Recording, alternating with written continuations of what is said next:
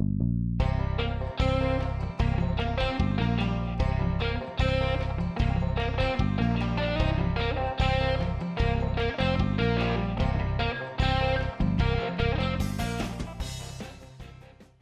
YouTube, Sidekick here with another installment of the Iron Bomber's Guide to the Galaxy.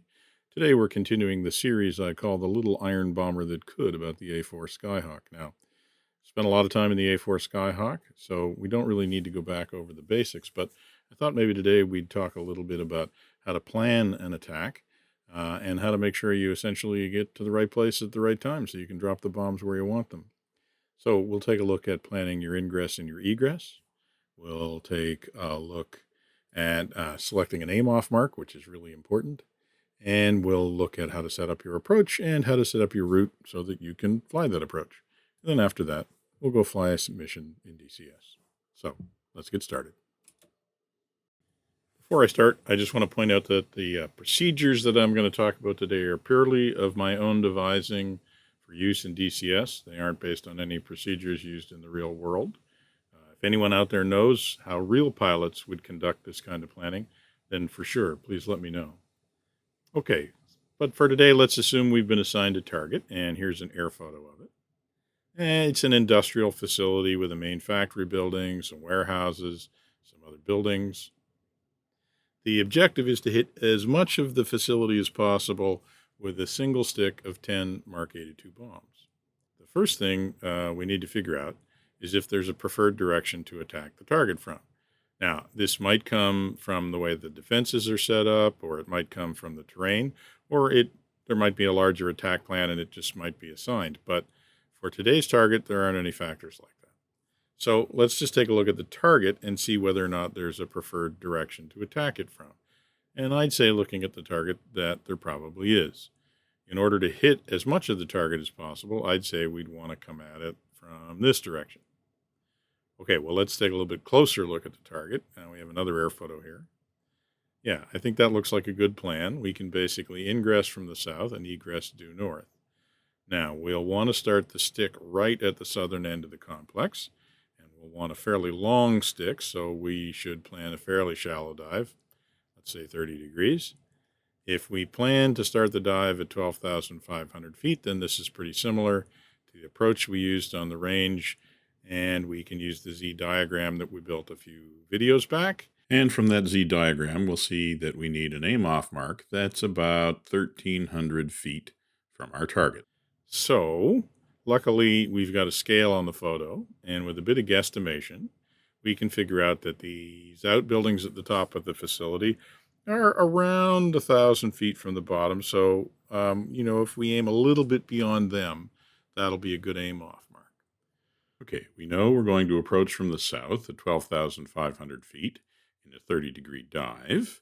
Now we just need to figure out how to get to the roll-in point that gives us. With a little bit of math and a lookup table, we can figure out that a 30-degree dive from that altitude means we'll be wanting to roll in at around 3.5 nautical miles south of the target. And if we look at the map, we can see that puts us somewhere right around this little river in this built-up area. Now, all other things being equal, we'd really like to approach the target from the west so we can keep it off our left-hand side. And ideally, we want to plan sort of a slow, curving approach so we can keep the left wing down and keep the target in view as we come in. So let's back up a bit and pick an initial point that is far enough south and far enough west to let us do that. Something like that looks pretty good. And now let's put that waypoint in the nav computer by making it the first waypoint of the mission editor, and we're ready to go fly this mission. Okay, here we are in our A4 on the ramp at Cabaletti. We'll get ourselves started up here and rolling while we get set up. We get the lights on. We're going to set the radar to sea mode because we're going to be out over the sea, and we're going to set the nav computer to D1. I'm just fencing in here as well, although we're not supposed to do that on the ground, but for a training mission like this, it's okay. I think we'll drop all of the bombs, so we'll set that up. Okay, should pay attention to taxiing here as we get to the taxiway. One thing you will notice the difference between version 2.0 and version 1 is ground handling takes quite a bit more care and attention than it did in version 1. You want to be pretty deliberate in your movements. You don't want to be trying to make any turns at high speed, or you will roll the aircraft over. So just pay attention here. Get lined up on the center line of the taxiway. And we'll finish fencing in, put a nice long interval on there, and set them to ripple single. Get the pylons on. We're going to use manual bombing this time. Won't put the master arm on, though. And we'll leave the sight depression at 0 for now when we're taking off. So, coming up to the runway. Once again, we want to slow down before we make a turn out onto the runway.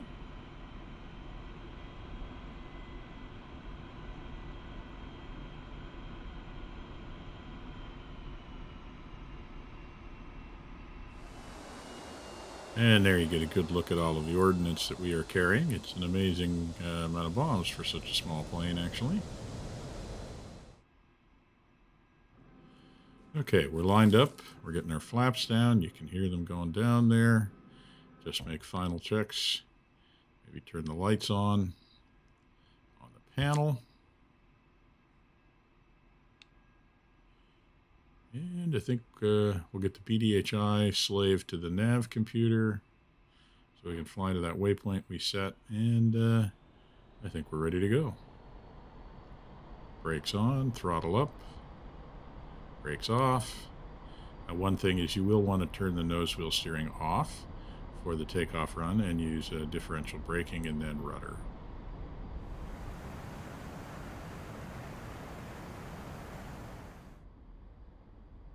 Right, coming up on 150, and we're rotating, and we're off. Okay, we're getting the nice clunky chunks as the landing gear comes up, and we've got positive climb, so we'll get the flaps up. And now it's just a matter of gaining some altitude and getting ready to turn towards our waypoint. So my plan is to basically fly until the waypoint is pretty much due north. And then turn towards the waypoint. And then when we hit the waypoint, by that point we should be able to pick up the target. So what we're going to do is watch the BDHI needle there below our artificial horizon. And when it gets close to indicating that the waypoint is to the north, then we're going to start a nice slow turn to the north. So basically when the white needle is getting close to pointing to north, somewhere between 3 and N, we're going to start a nice slow turn to the north. Until then, we're just climbing out.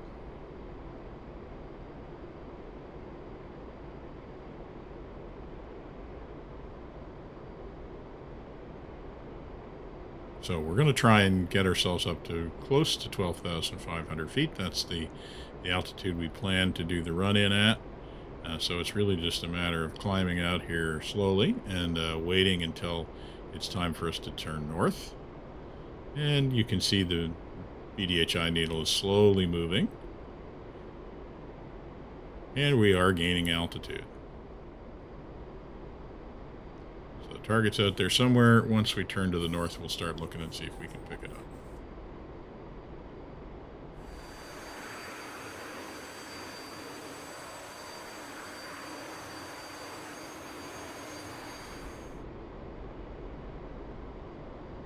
Okay, it's looking like it's just about time to start our turn to the north here. So roll into a fairly gentle turn. Trying to climb while we're turning. And we'll just watch the BDHI needle, and when it's more or less pointing vertically, we'll be flying towards the waypoint. We'll roll out at that point. We're close to it.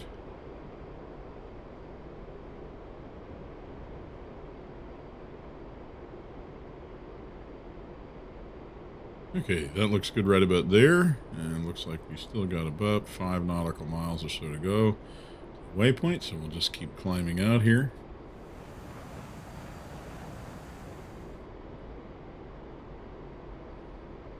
And the target's over there somewhere.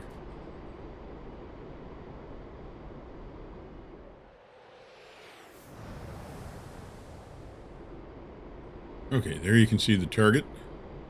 It's in those woods over there. That's kind of the silver blip.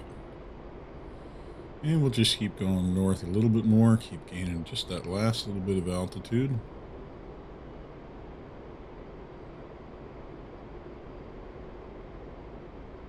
And probably right around there, we're going to start turning towards the target.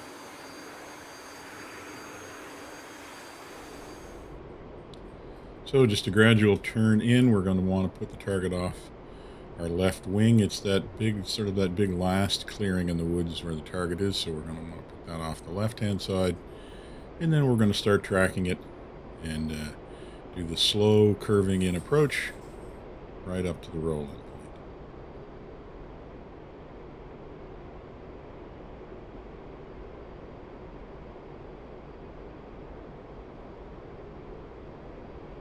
Okay, there's the target there, just off the left-hand side of the cockpit.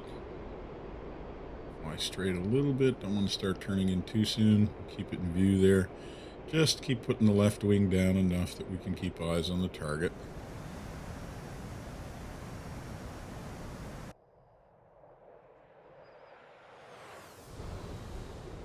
We're going to want to wait until we're pretty much abeam of it, where we get some sense of its longitudinal, its direction there.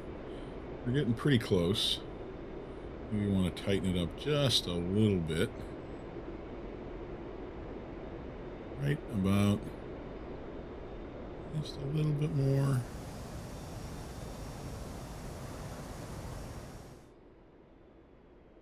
Right about there. And we put our left vector towards the target, and we pull up, and then we just roll around. Gradually get the wings level, get ourselves sorted out. Now we got to see the top of the site. We're going to look for that little outbuilding. Get the top of the site above that. And then we're just going to wait. Hold it right there. Just going to wait. And right about there, pickle.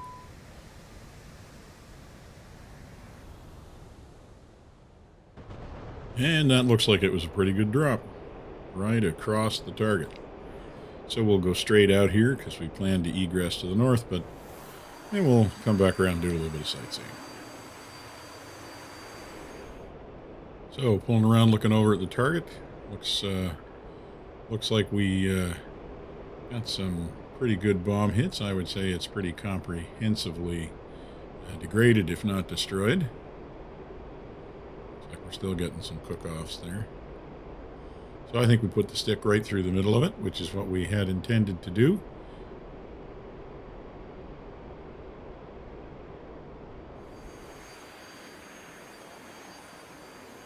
So hopefully that video is helpful when you're doing your own missions, whether they're your own missions or missions you're trying to fly.